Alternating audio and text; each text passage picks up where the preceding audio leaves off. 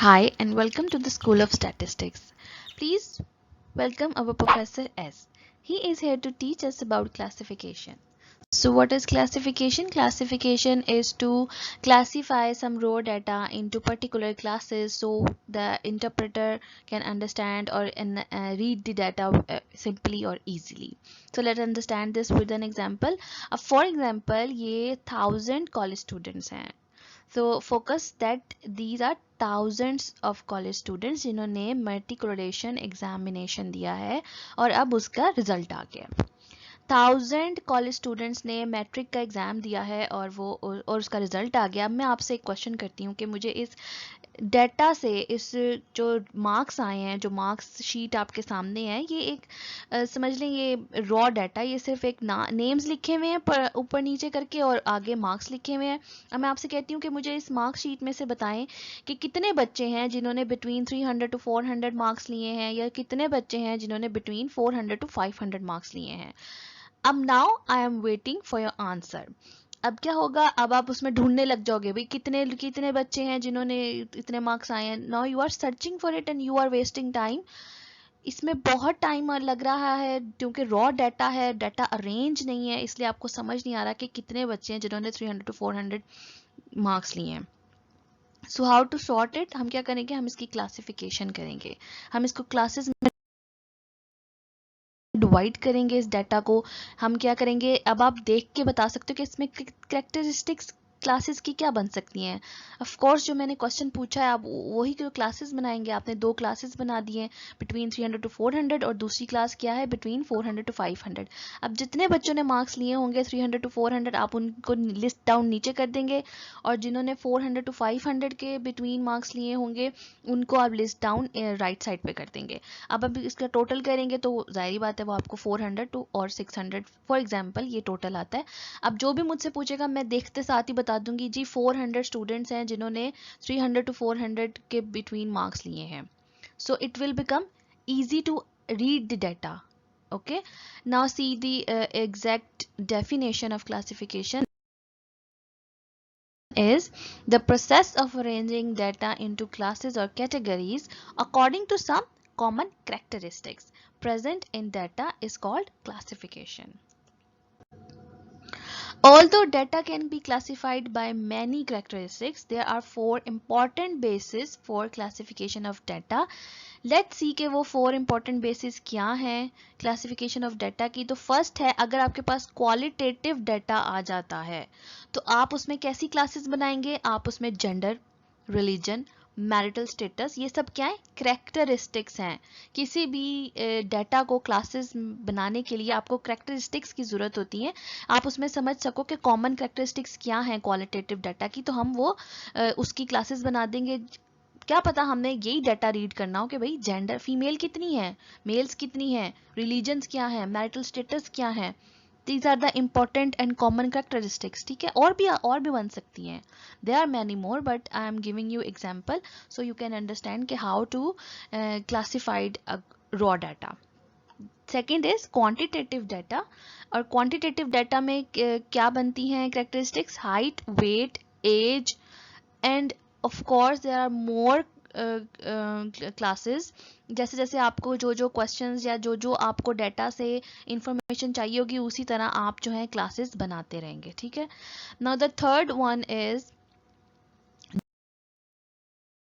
Geographical. अगर कोई geographical question, कोई डाटा आ जाता है आपके सामने तो आप उसकी क्या बनाएंगे, प्रोविंसेस, डिविजन्स, डिस्ट्रिक्ट्स, टाउन्स, इस तरह की आप क्लासेस बना देंगे और अपना डाटा जो है इसके अकॉर्डिंग अरेंज कर लेंगे. So when data are classified by geographical region, यानी कि हमने किसी पॉपुलेशन के ऊपर डाटा कलेक्ट करना है, सैम्पल्स के ऊपर डाटा कलेक्ट करना है, कंट्री का, सिटी का, तो हम क्या करेंगे, हम उसको इस तरह डिवाइड करके हम अपनी पॉपुलेशंस इसमें से निकाल लेंगे इजीली और इस तरह हम डाटा को अंडरस्टैंड कर लेंगे और रीड भी जल्दी कर लेंगे और उसके आउटपुट भी जो है वो जल्दी बता देंगे. अब फोर्थ क्या है, क्रोनोलॉजिकल. इसका मतलब क्या है, when data are arrange by their time. इसमें टाइम सीरीज का जिक्र है.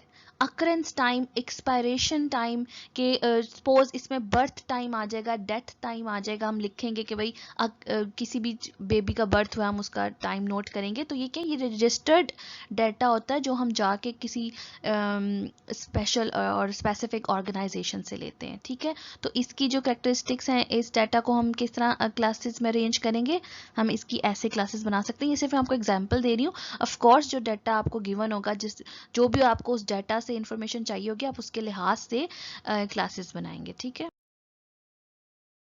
Types of classification, the first type is one way classification. अब one way classification क्या है?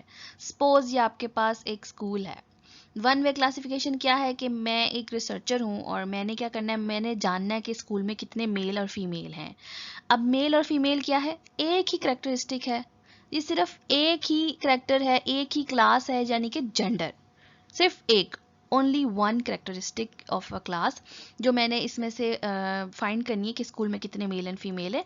तो ये क्या होगा, वन वे क्लासिफिकेशन होगा, क्योंकि डाटा क्या है, स्टूडेंट्स जो है वो मेरे डाटा हैं, और मैं वन करेक्टरिस्टिक है जो है जेंडर, क्योंकि मैंने क्या फाइंड करना है इस डाटा में से, मैंने इस डाटा से सिर्फ ये फाइंड करना है कि इसमें जेंडर क्या है, माने कि कितने मेल हैं और कितने फीमेल हैं। तो ये क्या है, वन वे क्लासिफिकेशन है, क्योंकि सिर्फ वन जो है वो करेक्टरिस्टिक है, ठीक है। So the next is to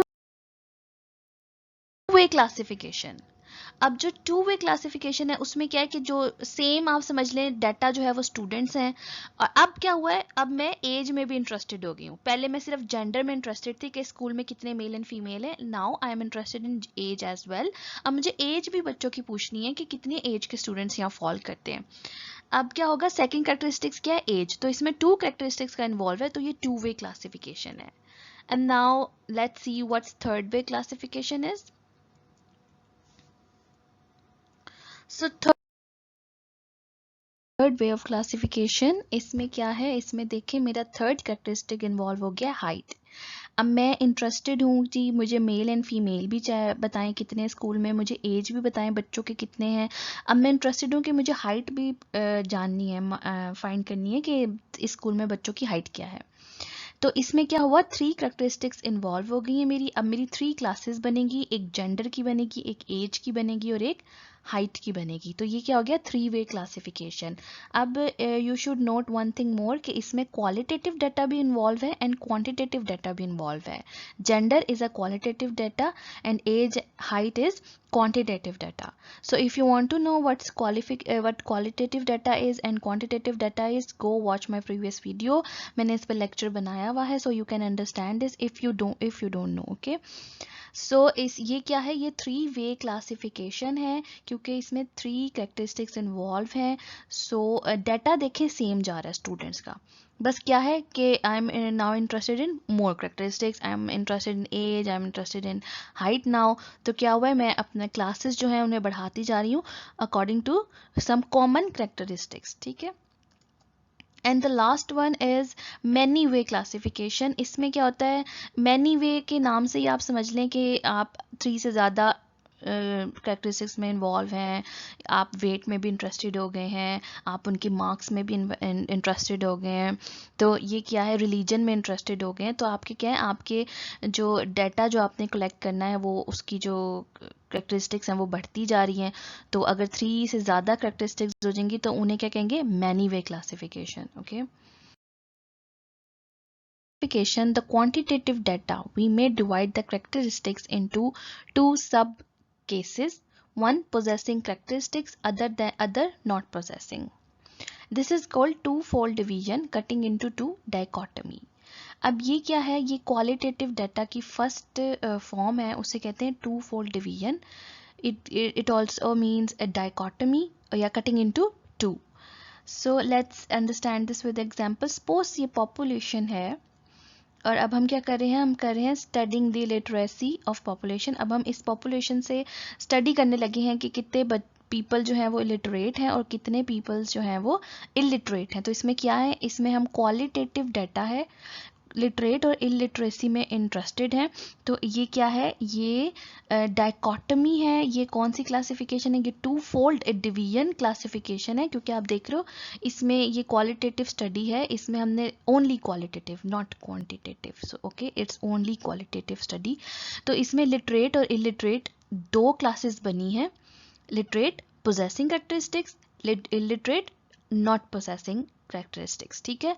तो ये लिटरेट इलिटरेट टू क्लासेस बनी है। सो ये क्या, टू फोल्ड डिवीजन है, डायकोटमी है एंड क्वालिटेटिव स्टडी है only. Let's see next. In classification of qualitative data, we may divide the characteristics into three subclasses. It is called threefold division. It is called dichotomy as well. Threefold division है, trichotomy है, means कि इसमें क्या है, इसमें हम दो चीज़ें डिस्कस कर रहे हैं। अब आप देखें इस पॉपुलेशन की, ये स्पेशली इस बात का ध्यान रखें कि क्वालिटेटिव स्टडी है, ओनली क्वालिटेटिव, इसमें क्वांटिटेटिव इन्वॉल्व नहीं है। दैट्स वाई कि ये डायकोटमी है, ट्राइकोटमी है, फर्स्ट टू फोल्ड डिवीजन है या थ्री फोल्ड डिवीजन है, तो ये आप इस बात का ध्यान रखना है, ठीक है। इसमें क्वांटिटेटिव डाटा इन्वॉल्व नहीं है, कोई स्टडी क्वांटिटेटिव नहीं हो रही है।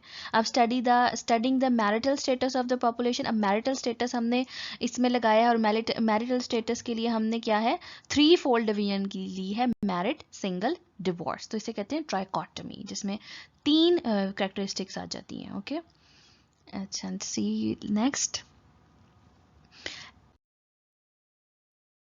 In this, we may divide the characteristics into many subclasses. It is called manifold division. ठीक है, ऐसे कहते हैं मैनीफोल्ड डिवीजन एंड ट्राइकोटमी। जो लिखा हुआ है ये गलती से आ गया, सो इग्नोर दैट वर्ड। ये ट्राइकोटमी नहीं होता है, इसको सिर्फ मैनीफोल्ड डिवीजन कहते हैं। ट्राइकोटमी जो है वो प्रीवियस वाले थ्री फोल्ड डिवीजन को कहते हैं, so ignore that word please, sorry ये गलती से हो गया। सो अब आप ये देखें कि इसमें क्या होता है, इसमें मैनी सब केसेस बनते हैं। So also focus on the word सब केसेस। यहाँ पे सब केसेस का डिस्कशन हो रही है और क्वालिटेटिव डाटा की डिस्कशन हो रही है। I am repeating this thing so that you should not skip that from your mind कि ये क्वालिटेटिव स्टडी हो रही है और ये सब केसेस के बारे में बात हो रही है। ये जो सब केसेस मीन्स के जो करेक्टरिस्टिक्स के भी अगला वर्जन बनते हैं, जो अगले आप समझ लें उसको डिवाइड करते हैं, सब डिवीजन करते हैं। जैसे हमारा इसमें क्या है, studying the religious status of the population. अब इसमें हम रिलीजियस स्टेटस की बात कर रहे हैं, हम रिलीजियस स्टेटस बना रहे हैं, यानी कि हम रिलीजन लोगों का फाइंड करना चाहते हैं कि जो इस पॉपुलेशन में जो लोग हैं वो किस किस रिलीजन को फॉलो करते हैं। तो हम क्या करेंगे, हम रिलीजन जो हमारी है वो मेन हेडिंग है और उसके नीचे जो सब हेडिंग्स हम बनाएंगे ना वो है सब केसेस, उन्हें कहते हैं सब केसेस। जैसे प्रीवियस वाले में हमने जो टू फोल्ड डिवीजन थी उसमें हमने सब केसेस क्या बनाए थे, लिटरेट एंड इलिटरेट, और जो थ्री फोल्ड थी उसमें हमने सब केसेस बनाए थे मैरिड, डिवोर्स एंड अनमैरिड, ठीक है। उसमें तीन बने थे सब केसेस यानी कि सब हेडिंग्स। इसमें क्या है, इसमें ज़्यादा सब हेडिंग्स बनी है, थ्री से ज़्यादा, तो वो क्या होगा, मैनीफोल्ड डिवीजन क्वालिटेटिव डाटा में। और सॉरी ये ट्राइकोटमी में फिर कर रही हूँ इसको रिवाइज कि ये ट्राइकोटमी जो है मुझसे गलती से लिखा गया है, ये ट्राइकोटमी नहीं है, थ्री फोल्ड डिवीजन ट्राइकोटमी होता है, जो प्रीवियस तो मैंने आपको स्लाइड में समझाया है। सो इसमें क्या हुआ है, इसमें आप देख लें सब हेडिंग्स जो है हमारी थ्री से ज़्यादा हैं। इसमें Muslim, Hindu, Sikh, Christians, Buddhist and others, तो कि और भी होते हैं रिलीजन्स, ठीक है। So thank you for watching, do subscribe, like and share.